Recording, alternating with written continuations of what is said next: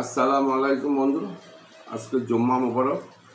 আবার চলে আসলাম নতুন একটা গল্প নিয়ে। আপনাদেরকে গল্পটা শোনাবো, ইসলামিক একটি গল্প। এক ব্যক্তি জঙ্গলে হাঁটছিলেন। হঠাৎ দেখলেন এক সিংহ তার পিছু নিয়েছে। তিনি প্রাণ ভয়ে দৌড়াতে লাগলেন। কিছু দূর গিয়ে একটি পানিহীন কুয়া দেখতে পেলেন। তিনি চোখ বন্ধ করে দিলেন। ঝাঁপ পড়তে পড়তে তিনি একটি ঝুলন্ত একটি দড়ি দেখে তা কপ করে ধরে ফেললেন এবং ওই অবস্থায় ঝুলে রইলেন।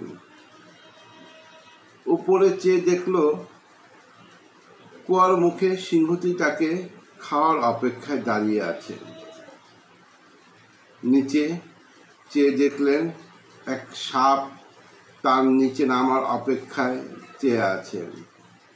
বিপদের উপর আরও বিপদ হিসেবে দেখতে পেলেন একটি সাদা ইঁদুর এবং আরেকটি কালো ইঁদুর। তারা দড়িটি কামড়ে ছিঁড়ে ফেলতে চাচ্ছে। এমন হিমশিম অবস্থায়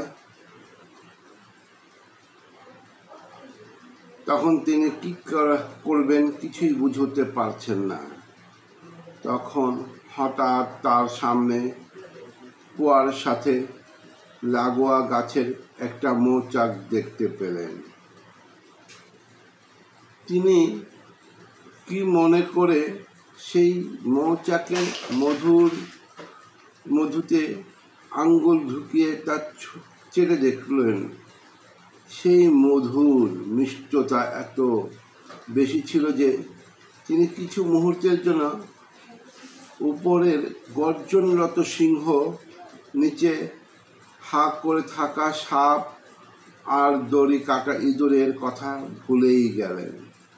ফলে তার বিপদ অবিসম্ভাবী হয়ে দাঁড়ালো।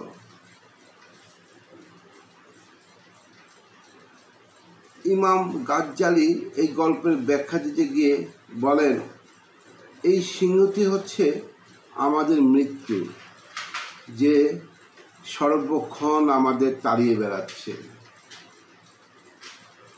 আর সেই সাপটি হচ্ছে কবর, যে আমাদের অপেক্ষায় আছে। দড়িটি হচ্ছে আমাদের জীবন, যাকে আশ্রয় করে আমরা বেঁচে আছি। সাদা ইঁদুর হলো দিন আর কালো ইঁদুর হলো রাত, যারা প্রতিনিয়ত ধীরে ধীরে আমাদের জীবনে আয়ু কমিয়ে আমাদের মৃত্যুর দিকে নিয়ে যাচ্ছে।